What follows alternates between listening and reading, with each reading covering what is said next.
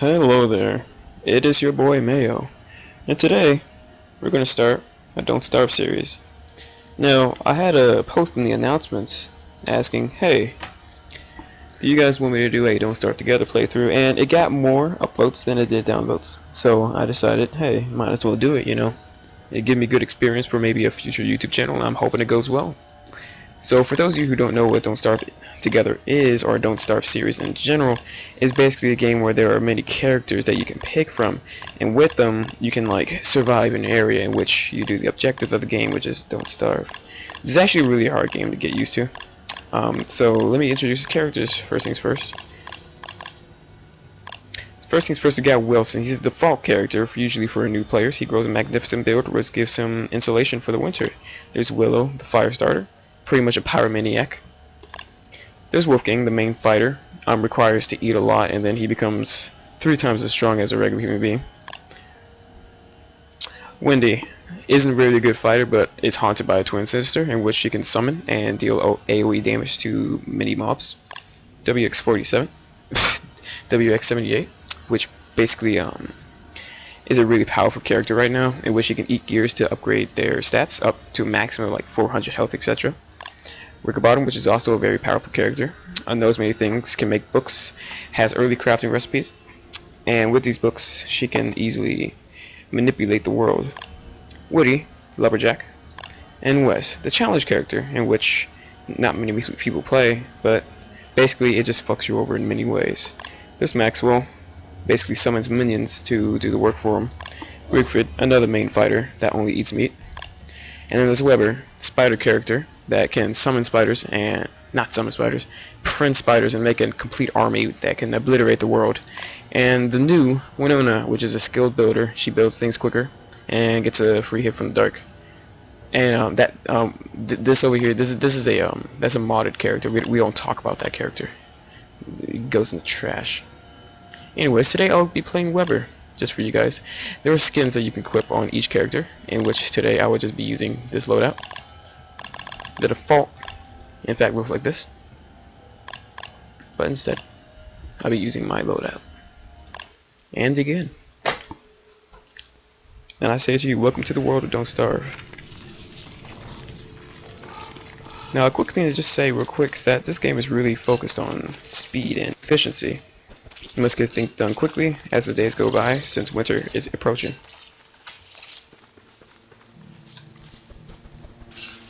Now, do keep in mind I am playing the Don't Starve Together format, installation of Don't Starve Together instead of Don't Starve. Now, it is known to many people that Don't Starve is in fact made for multiple people, which means if you play it by yourself, bosses are going to be harder, enemies are going to have more health, basically a format in which is required of multiple people to work together to do. Now, instead of playing Don't Starve, the reason why I'm playing this is because it has some extra details and additions that the regular Don't Starve installation does not include. And also, I can share my world. There are multiple mods and everything. I can see this, view my player, etc, etc. You know, just aesthetic that I like about DST instead of Don't Starve.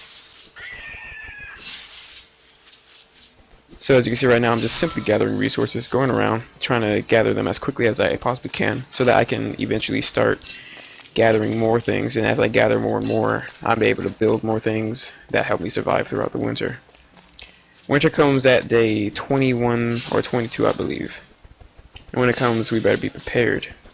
Each day lasts about a good 6-7 minutes, so we have plenty of time. However, if you're just messing around, time can slip by quickly, and eventually bad things happen. As the days go by, many natural disasters happen. For example, things like hound attacks. Hound attacks are things that, pretty much hounds that go and attack you, etc. But you know what? I decided not to spoil it because I know that a lot of my followers don't play Don't Starve Together, or Don't Starve the series itself. So I will just let you guys watch, see how it goes. It'd be real nice. Gameplay seems boring at first because it's just the main gathering stage, but trust me, gameplay gets really interactive.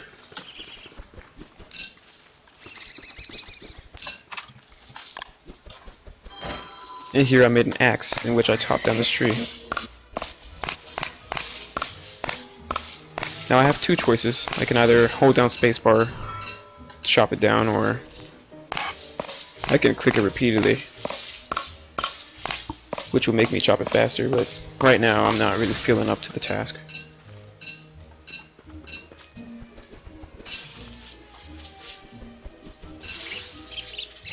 There's carrot over there. I'm gonna go get that.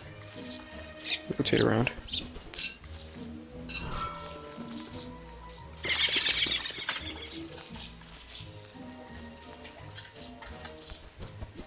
I missed. There you are.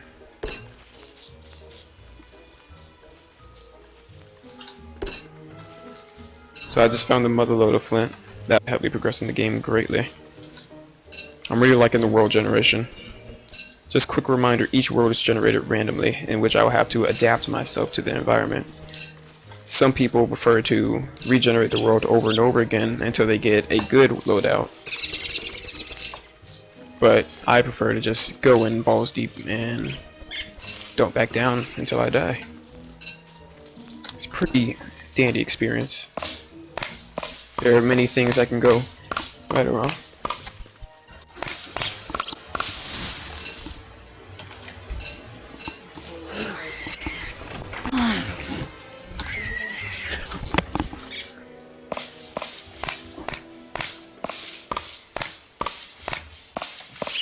Anyways, as you can see over here, chopping down trees and it has become evening. Now, in the evening time, in fact, it's not too dangerous. Many things start to come out that don't really affect us too much. But when you see that little black bar right there, when it hits nighttime, that's when the danger comes. We need to make a torch or a fire pit. And with that, we will be able to survive the nighttime. Now, you may be asking yourself, why do you need fire to survive the night? I mean, isn't it, like, lit up? Well, the thing about this game is the fact that if you're in the darkness, you die instantaneously to a monster named Charlie that comes up and immediately kills you. So the main objective of the game is not to die, so the best idea of the game is to make a fire before the night time comes.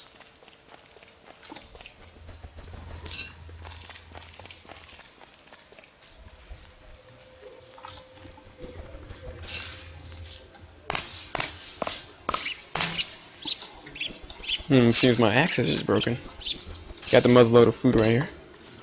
Everything seems to be nice.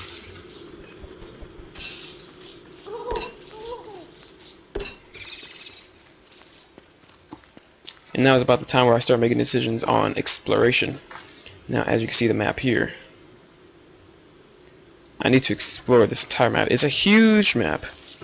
It's in fact a very big map in Don't Starve Together. It's bigger than the original installation, and so we need to explore it as quickly as humanly possible, because if you manage to explore the edges of the map, well, then you're able to get a good idea of all the biomes and their placements, and you're able to make a good settlement.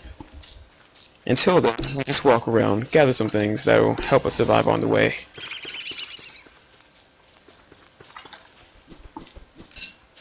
So while we're walking, collecting resources, I don't want to stay silent for too much. Let me talk about 3 stats: hunger, health, and sanity.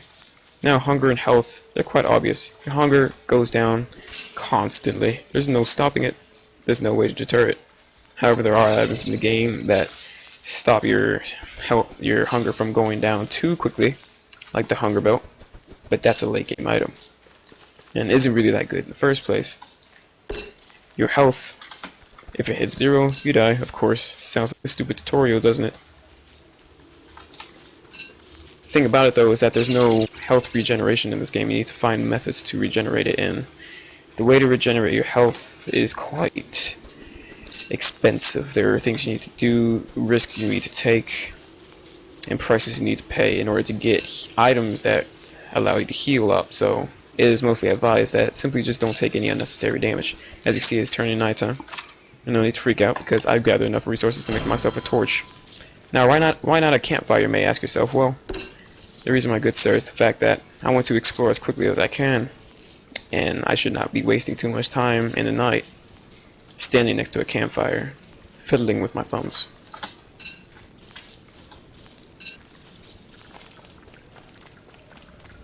You cannot swim in the lake, in the ocean, by the way, for those of you who think you can. So stop. Anyways, we're passing by here, and I see a bit of spiders. Now, usually spiders would attack me on sight, but since I am the Spider King, Weber, well then, I don't get attacked, and instead I can befriend them with monster meat, in which I start with in the game. It's right here. And I also start with a spider egg. Now with the spider egg, I can make my own little spider area, in which I'm able to take those spiders and attack things with them. Now a unique thing about Weber is the fact that he's able to get pretty much technically infinite food for free. No real effort required. All he needs is one monster meat. Because what he can do, he can start a spider war. Weber is such a boss that he's able to get people to fight over him to the death. If you befriend some spiders and then tells them to attack some other spiders, those spiders will attack those spiders. But how the aggro system works, if a spider hits another, if anything hits another spider, well then the spiders are instantly made to attack the entity that attacked the other spider. And so since they're all attacking each other, they're constantly targeting each other, which results in a constant onslaught of spiders. They get their drops, I pick it up, and then you got spider cannibalism.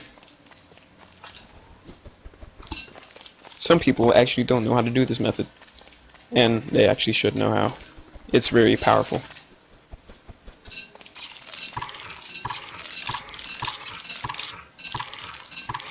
So right now, since my hunger went down, I'm eating some berries that I gathered on the way, and now my hunger is full. Now I don't have to worry about that for a bit. Now another thing I would like to talk about Weber real quick is the fact that he is in fact a monster. And monsters in the game, or particularly spiders, get targeted on sight by friendly mobs like pigmen or bunnymen.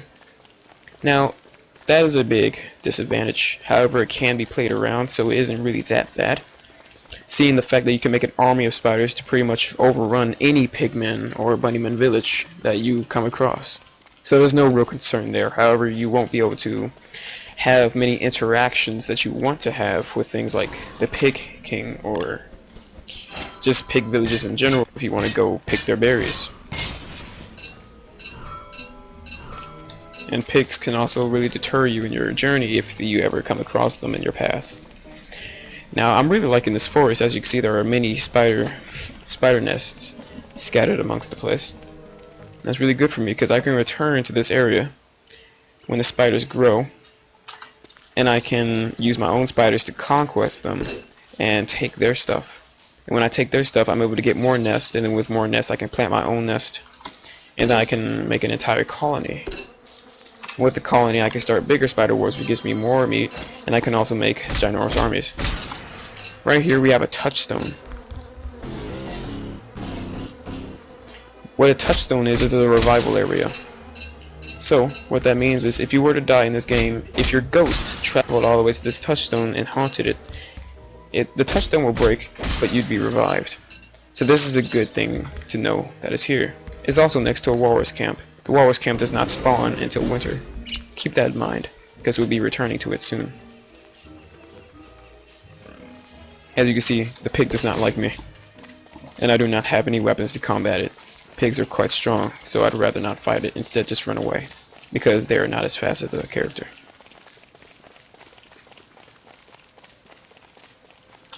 And there it goes.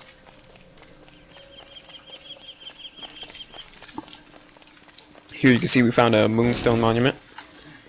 This is in fact a set piece of Don't Starve Together exclusively. It's pretty late game. If you get a moon staff, well then you can pretty much put it inside and make everything come into life, and it'll basically be like a wave survival type of gameplay. However, we won't be encountering that for quite a long time, so don't you worry about it.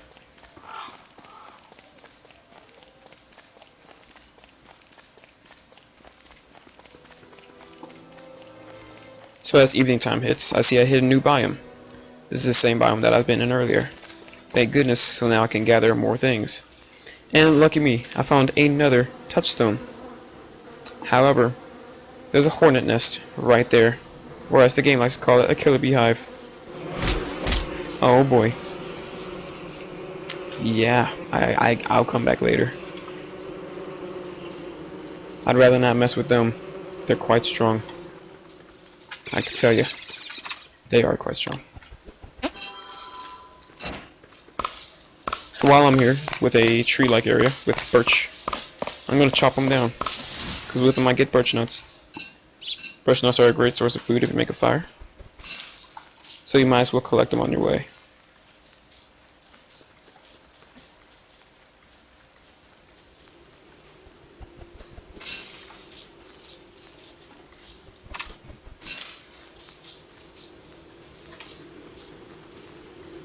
Now, as you can see in this minimap here, it has a big circle that allows me to see how much vision I have. I'm trying to get that circle to cover as much vision as I can, because the more of the map I can see, the better. I can more calculate the camp spot I want to have. Now, usually the set period that you're like supposed to finish exploring the map, not really supposed to, but is expected to in order to have the best playthrough, is by day 9 or 10. However, since I was walking around a bit earlier to show you around, it may take me till day 11 or 12. But there's no need to worry since I'm already having such a good run. I have food enough to last me throughout like a very long time, as long as it doesn't spoil on me. I have lots of wood, and everything's going quite dandy. However, I am quite concerned with my grass, because grass is required to make fire, and I only have 6 pieces of those now. If I run out of grass, sorry buddy, but no fire, no light, no life. That's the way the game goes. It's quite harsh, especially for new players. I remember when I first started this game, oh boy, I did not live the first day. It was horrible. However, with this playthrough, I'm hoping maybe if you guys want to come visit, play it yourself, this video might help you a bit. Just a little bit of pointers here and there. Not really a guide video. There are much better guide videos out there that you can look at. This is simply a Minecraft Let's Play. Don't starve mod, obviously.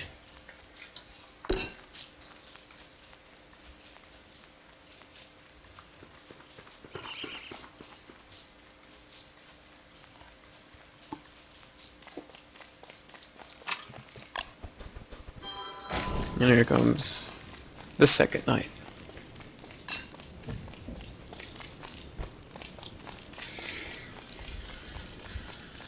I'm coming up across grassland here. Perfect. This is exactly what I needed. More grass.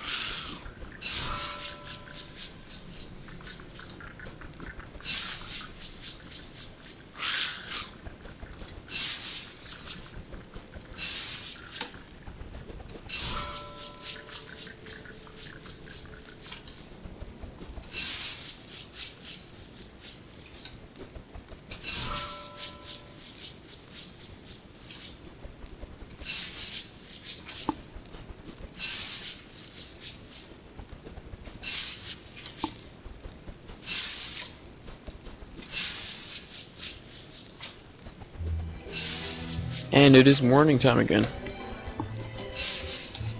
We live another night for day 3.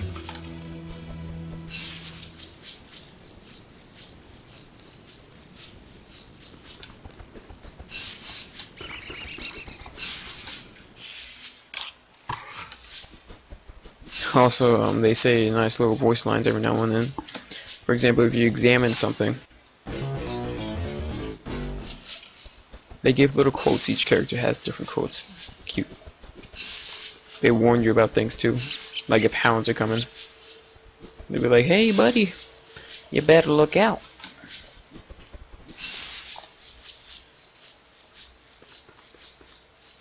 Boop.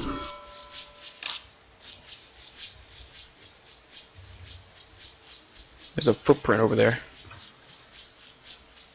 I don't really need none of that right now. Beefalo. Oh, hell yeah. These are beefalo.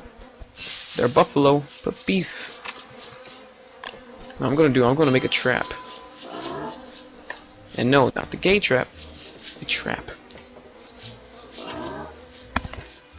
Traps are still gay. because it marks it on the map.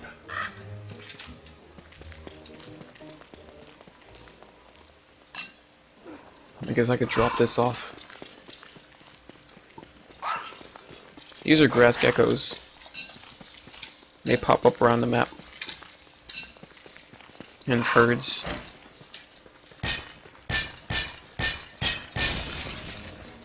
They're literally what they're called. They're grass geckos. Geckos made of grass. You see their little tails right there, the long little tails? Well, if you spook them, they run off and their tails fall off like geckos. And then zazam, you get grass. It's free grass. You can actually make a grass gecko farm, and it's quite nifty. You don't gotta pick the grass, you just gotta pluck them. Give them a little pluck.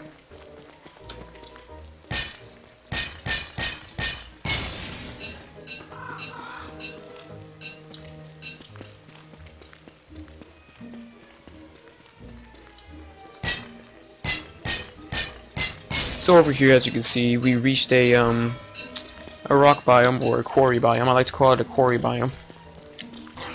And I'm just mining golden rocks. With these golden rocks, I can easily make myself some crafting recipes that will help me throughout the game. For example, you see my backpack space right here? I'm running out of space. That's not good, so I'm going to make a science machine. Science machine gives me science. Science is intelligence, and intelligence is product. And with the product, I can make myself a backpack. Sweet. Make myself a backpack. Get some grass, make some rope, tie it up, get myself a spear. Now I have something to defend myself with. Easy as that, right? Now I use resources on this, so I'm going to use my hammer. I'm going to hammer it down. Get my money back. I am the cheapskate. I'm the type of man that puts a string on a quarter, put it in the machine, and pluck it right back out. Well, not really, because you don't really get that much product from hammering them down.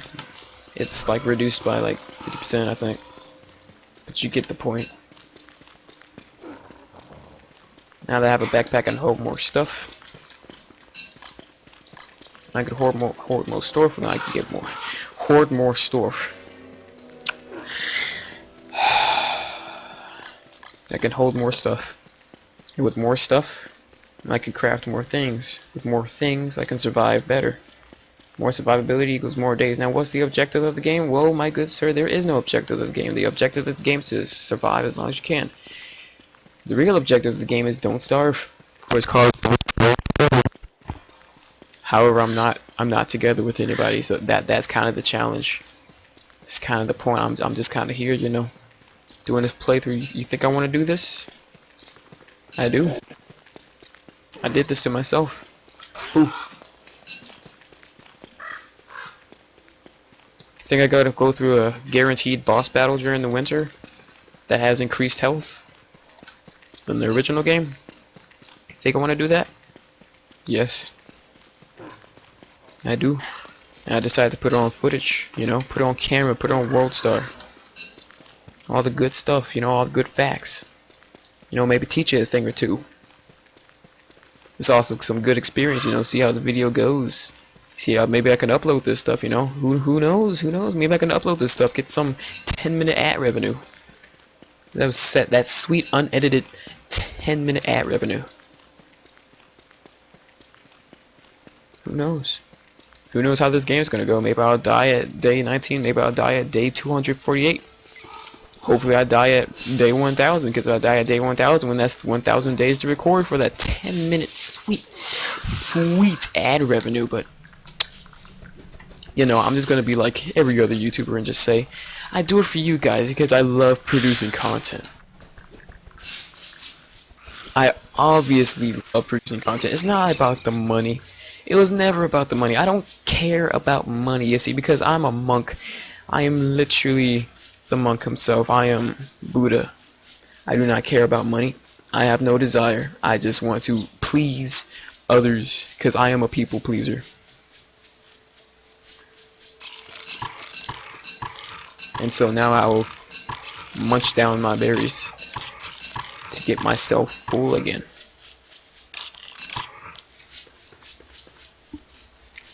And bam. That's how you do it. Easy peasy. Now I'm thinking about maybe settling up in this grassland because it has a lot of grass. And grass is something I really like. Settling in grassland is like, grasslands are like my favorite. I don't think it's called a grassland, I think it's called a savanna. Pretty much a savanna. Now there's a big old fight breaking out between these weirdos. Oh god. So welcome to the marsh biome, one of the most dangerous biomes out there. Why is it dangerous? Because everything wants to kill you. And you think I'm joking. I'm not joking. Everything wants to kill you. It has some valuable, unmovable resources like these reeds. You can't shovel those up and you can't farm them. You have to come here to get them. And oh man, is it dangerous. There are tentacles that can pretty much two-shot you. And keep in mind, I say they two-shot you, but they also hit twice quickly. So have fun with getting two-shot in a single blow. There are merms, which are these things behind me, which are basically pigmen but evil to everything, even me. And if you get close to their homes, they chase you for quite a long time. Ooh. You saw that, right? That thing obviously did not hit me. I am triggered. I am tilted. That was unnecessary damage. I did not deserve that.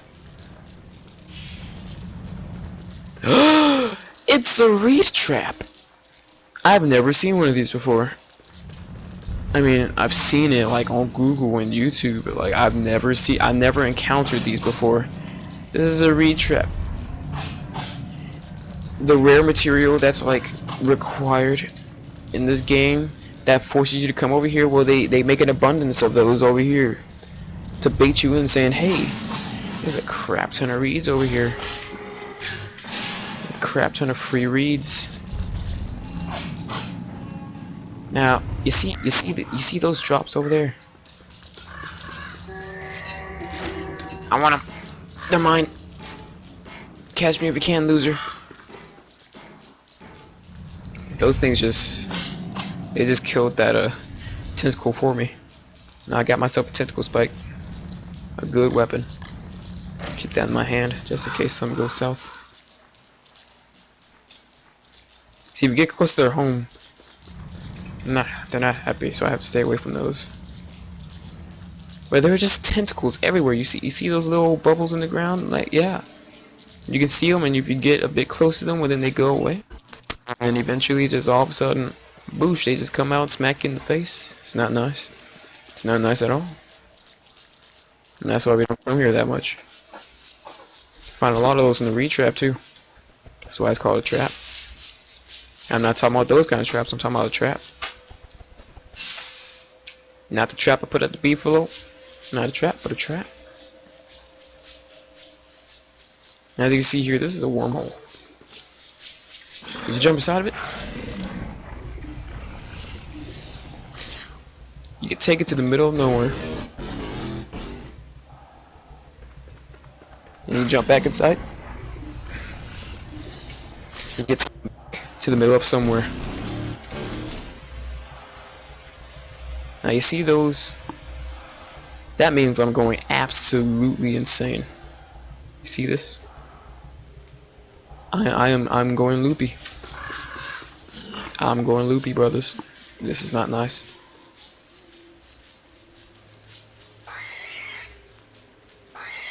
I'm going loopy. Oh boy. I could pick flowers to get my sanity back. However, that's not the recommended form of sanity relief. But I'm desperate. And I'd much rather, and I can guarantee you, I'd much rather not be insane, because being insane sucks. I can tell you that right now. Those of you who don't know, being insane really sucks in both scenarios.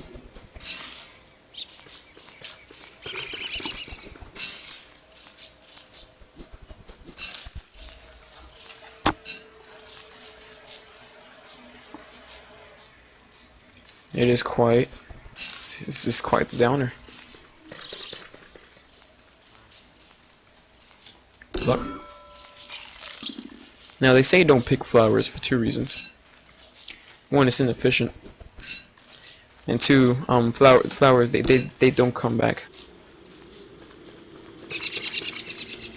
Now, the reason why it's bad that flowers don't come back is not only are they good scenery, not only are they beautiful, but they spawn butterflies, and butterflies are valuable sources of butterfly wings and butterflies in general to plant more flowers or to be healing items. Now, if you kill a butterfly in midair, it gives you butterfly wings. Butterfly wings are great healing sources, and we all know, as I said before, healing is very scarce. So butterflies would be valuable. Now, if you pick a flower, a butterfly won't spawn from it because butterflies spawn from flowers. So picking flowers, bad idea.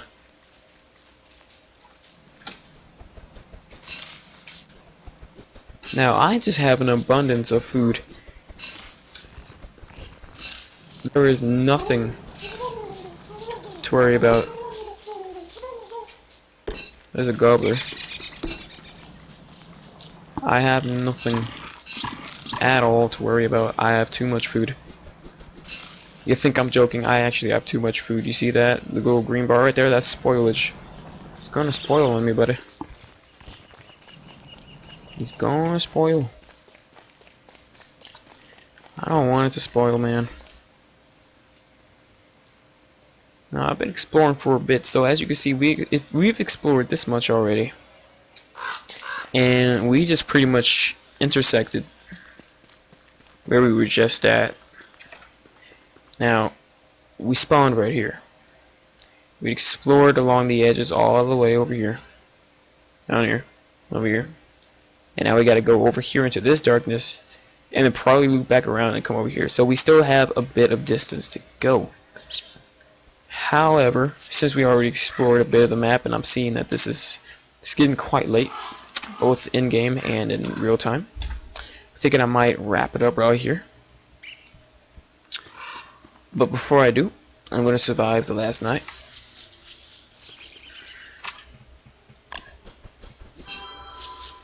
So before we wrap it up, I just want to say thank you guys for watching. It was cool. I'm really thinking about maybe making a channel and uploading some videos to it. Let me know what you think about this series. It was been 4 days and 1 night, in which is going to end on day 5.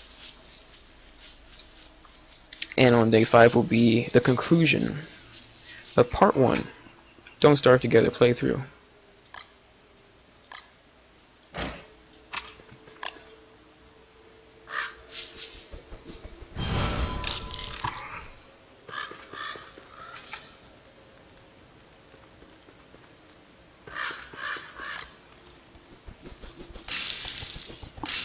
This is a campfire that you can make.